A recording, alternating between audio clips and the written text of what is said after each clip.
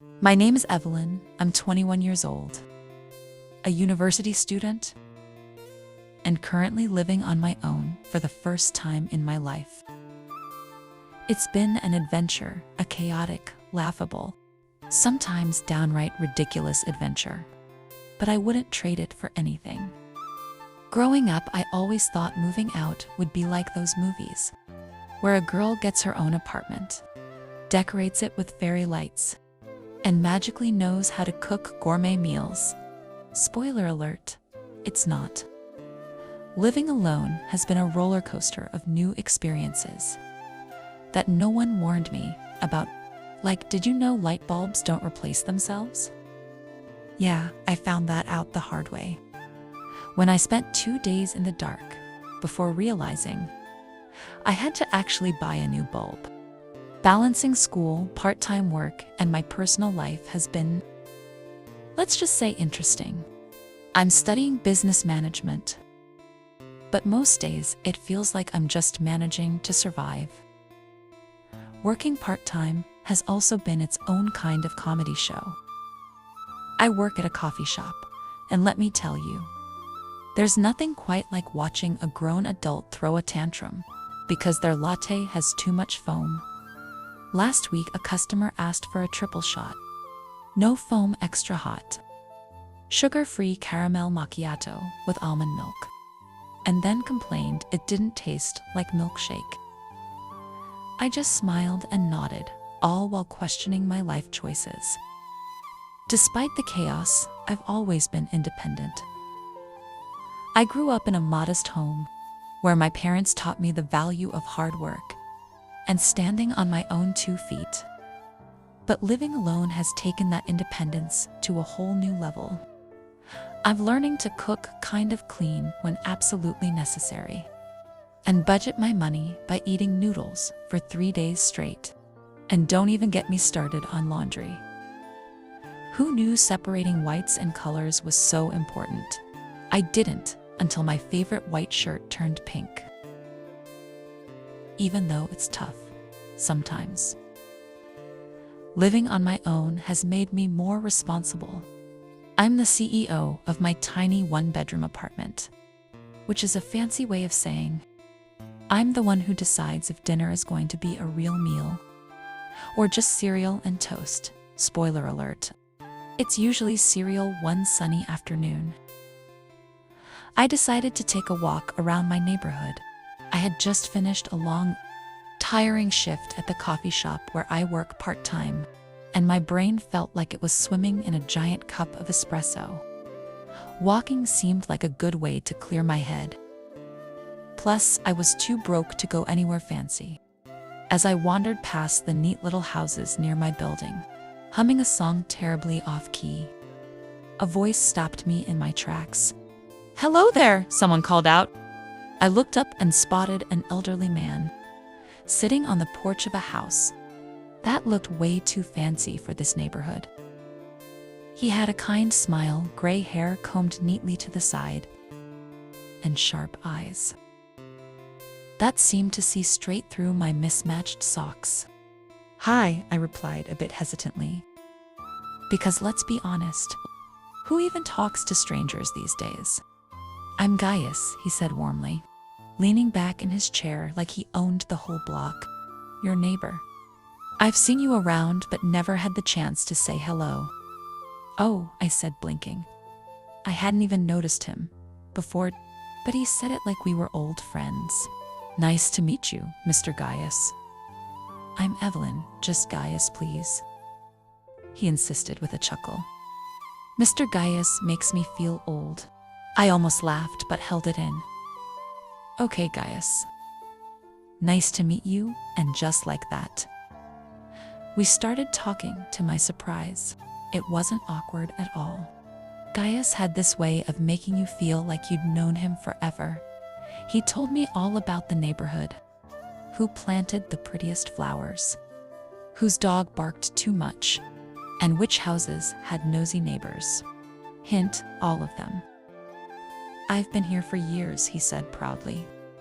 "This place has changed a lot. Back in my day, we didn't have so many coffee shops and fancy gyms. Well, you're lucky. I replied, I work at one of those coffee shops. And let me tell you, some people take their lattes way too seriously. He laughed, a deep, hearty sound that made me smile. Then he mentioned his wife just briefly, but his voice dropped a little. I could tell there was more to the story, but I didn't ask. It's not like we were besties or anything. Instead, I just smiled and nodded. Letting the moment pass, Gaius didn't seem like the kind of guy who shared his feelings with just anyone. And that's how my unexpected afternoon walk turned into an interesting little chat with the most intriguing neighbor I'd ever met. A few weeks after our first meeting, I ran into Gaius again. This time he wasn't sitting on his porch. He was out walking the fluffiest, most adorable dog I had ever seen. The dog looked like a walking marshmallow, and I couldn't help but grin. "Evelyn," Gaius called out, waving one hand while holding the dog's leash in the other. "Hi, Mr. Gaius," I said, walking over to him. He gave me a playful glare. "What did I say about calling me Mr.? You make me feel like I'm 100 years old." I laughed. "All right, Gaius." His dog wagged its tail like it had been waiting all day to meet me. I bent down to pet it, and the little fluff ball immediately started licking my hand. "Your dog is so cute," I said, scratching behind its ears. "Thank you, his name is Max." Gaius replied with pride, "He's my little companion. Sometimes I think he's the only one who really listens to me." I laughed, not sure if he was joking or serious. "Well, Max is definitely a good listener." We started chatting, and before I knew it, I was enjoying Gaius's company again. He had this way of making you laugh without even trying. He told me stories about his younger days, how he once got stuck in a tree trying to impress a girl, and how Max once stole an entire loaf of bread from the kitchen. But then, out of nowhere, he said something that caught me completely off guard.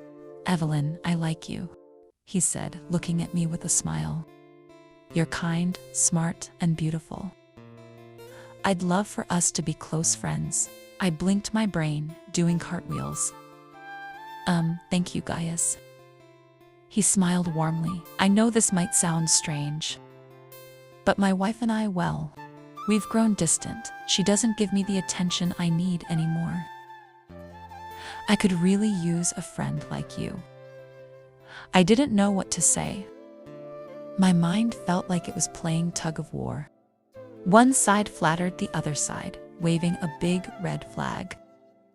"Gaius, I don't think that's a good idea," I said carefully, trying not to sound rude. He sighed, looking a little disappointed but not upset. "I understand, but think about it. I can help you too, you know. I know being a student isn't easy, and I'd be happy to support you."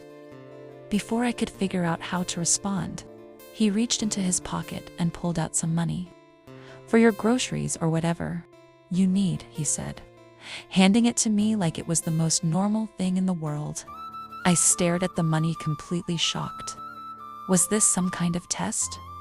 A prank? Was there a hidden camera somewhere? I hesitated, but Gaius looked so genuine, like he really wanted to help.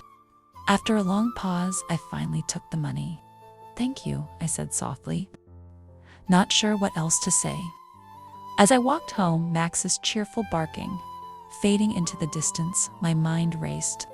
What just happened? What did Gaius really want from me? And most importantly, how was I supposed to make sense of this whirlwind of emotions? Over the next few days, I couldn't stop thinking about Gaius. His kind smile, his funny stories, and of course, the little bundle of fluff named Max, who seemed to adore me. But there was something else, something that made my brain do cartwheels every time I remembered our conversations. Gaius's situation with his wife. It made me feel uneasy. He was so charming and generous. Who wouldn't be flattered? but still he was married. And that little detail kept tapping me on the shoulder, like a nosy friend one evening, as I was sitting on my couch eating noodles straight from the pot. Don't judge me, I was too tired to get a plate. My phone buzzed. Hello, I answered, slurping a noodle. Evelyn. Gaius's deep, friendly voice said, "Can we meet up?" "Sure," I replied, curious. What did he want now? We agreed to meet at a small cafe nearby. The kind of place where the chairs wobble a little, but the coffee is worth it. When I arrived, Gaius was already there, looking like he belonged in a fancy movie, confident, calm, and sipping his drink like it was made of gold. "Hi, Evelyn," he said with a warm smile. "Hi, Gaius," I replied, sitting across from him. He wasted no time getting to the point. He started telling me more about his life, his successes, his wealth, and his struggles. "My marriage has lost its spark," he admitted, his voice tinged with sadness. "I just want someone to talk to, someone who understands me." I felt a pang of sympathy. He looked so lonely, like a rich, successful guy with everything but the one thing he really wanted: connection. I didn't have the heart to turn him away. "Okay," I said. "Finally we can be friends." His face lit up like a Christmas tree. For the first time, I saw a glimmer of happiness in his eyes, and it warmed my heart just a little. But then, as I sipped my coffee, he leaned forward, lowering his voice. "Evelyn," he said softly, "can I ask you something?" "Sure," I said, completely unaware of the curveball he was about to throw. "Would you like to go to a hotel with me tonight, just for some fun?" I nearly choked on my coffee. Did he just say that my mind was screaming? What in the world is happening right now? I stammered, unsure whether to laugh, run, or throw my coffee at him. "I mean," he added quickly, "only if you're comfortable." "No pressure," I stared at him, my brain doing 1,000 calculations per second. On one hand, I was curious. I mean, Gaius was kind, charming, and clearly interested in me. On the other hand, well, let's just say my common sense was screaming bad idea. After what felt like a million years of silence, I surprised myself. "Okay," I said hesitantly. "Let's see if you're as good in bed as you are at talking." Gaius grinned, looking both surprised and thrilled. Meanwhile, I was trying to figure out how I had just agreed to this. As we left the cafe together, my heart was racing. Part of me was nervous, but another part of me was curious. This was definitely not how I imagined my evening would go. When we arrived at the hotel, I could tell Gaius was excited. His face was glowing, and he had this eager bounce in his step, like a kid who just got permission to eat cake for breakfast. The hotel itself was fancy. Not royal palace fancy, but definitely nicer than the budget places I usually stayed in during family road trips. The shiny floor, soft lighting, and sweet smell of flowers in the air made me feel like I had walked into a scene from a movie. "This is nice," I said, trying to sound calm, even though my heart was doing backflips. "I'm glad you like it," Gaius replied. Grinning from ear to ear, he looked around, as if he had just won a gold medal for choosing the perfect spot. As we walked into the room, I noticed it was spotless. There were fluffy white towels folded neatly, a giant bed with pillows so plump they looked like marshmallows, and even a tiny chocolate on the bedside table. "Make yourself comfortable," Gaius said, closing the door behind us. "Why don't you take a bath to feel refreshed?" I hesitated for a moment. Okay." He gave me a reassuring smile, and I headed to the bathroom. Let me tell you, this was no ordinary bathroom. It had a tub big enough to swim, fancy soap that smelled like lavender, and the softest robe I had ever touched. I felt like I was in a 5-star spa. I quickly freshened up, wrapped myself in the robe, and stepped back into the room. To my surprise, Gaius had also taken my suggestion and decided to freshen up. When he walked out of the bathroom, he looked different. It was hard to describe, but he seemed younger somehow. His gray hair was neatly combed. His face was relaxed, and he had this air of confidence. That made me wonder if I was about to learn some secrets about life from him. We sat on the edge of the bed and started talking. At first it was small talk about school, work, and how he had once tried and failed to cook pasta for his wife. But then the conversation turned more personal, and suddenly it felt a little awkward. Gaius cleared his throat. "You know, Evelyn, I haven't felt this alive in years." I didn't know what to say, so I just nodded, hoping he wouldn't say anything too dramatic. Then, before I could think too much, one thing led to another, and we ended up lying side by side on the bed. Let me tell you, for someone his age, Gaius was surprisingly impressive. He was kind, gentle, and attentive in a way that made me feel both relaxed and amazed. "Wow," I blurted out. After a moment of silence, he chuckled. "Was that a good wow or a bad one?" "Definitely a good one," I said, laughing. Before I knew it, Gaius leaned in close. I could see the sparkle in his eyes, and for a split second I froze. Was he really about to kiss me? "Evelyn, you're incredible," he whispered, his voice soft, like he was sharing a big secret. Then it happened, a gentle kiss. Not rushed, not sloppy. Just nice. I didn't even know what to do at first. Do I close my eyes, keep them open? My brain was doing cartwheels trying to figure it out. But before I could overthink it, I found myself kissing him back. It was the kind of kiss you'd see in a romance movie.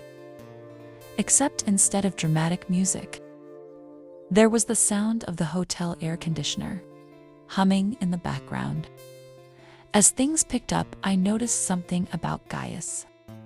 He was clearly enjoying every second of this. His face lit up like a kid opening presents on Christmas morning. "You're full of surprises, Evelyn," he said, laughing softly between kisses. "And you're not so bad yourself," I replied, trying to sound cool, though I was blushing like crazy. We got closer, and it was as if the whole world outside disappeared. No traffic sounds, no worries about exams, no part-time job stress, just us. Gaius had this way of making everything feel easy, like there was nowhere else we needed to be. At one point, I couldn't help but laugh. "You're really enjoying this, aren't you?" he grinned. Of course, a moment like this doesn't happen every day. His energy and enthusiasm were contagious. It was as if he had flipped a switch and gone from being the calm, reserved neighbor to someone full of life and excitement. "You're really something," I said, shaking my head in disbelief.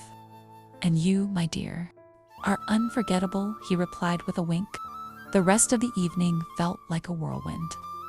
Every time I thought Gaius couldn't surprise me more, he did. It wasn't just his charm. It was the way he paid attention, how he made me laugh, and the way he treated me. Like I was the most important person in the world at that moment. By the time we finally took a breath and sat back, both of us were smiling, like we had just pulled off the greatest adventure of all time. "Well, Gaius," I said, trying to catch my breath, "you definitely know how to make an evening unforgettable." He chuckled. "And you, Evelyn, are one of a kind." We both laughed, and for the first time, I felt completely at ease with him. It was strange, it was unexpected, but it was also kind of wonderful. Over the next few weeks, Gaius and I grew closer. He would call me whenever he needed someone to talk to, and I would visit him or meet him at a quiet spot. He treated me with kindness and respect, and I began to see a different side of him. One day he asked me to accompany him to a hotel for a business event. "You'll be my +1, he said. I hesitated, but eventually agreed. It was a fancy event, but Gaius made sure I was comfortable. "You look stunning," he whispered to me as we entered the ballroom. "Thank you," I said, blushing. As the night went on, I realized how much Gaius appreciated having me by his side. He introduced me to his colleagues and even danced with me. For a moment, I forgot about our age difference and just enjoyed the evening.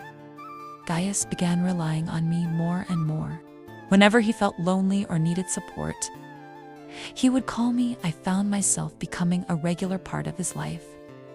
And while it was unusual, I didn't mind. He continued to help me financially, which eased my burden as a student.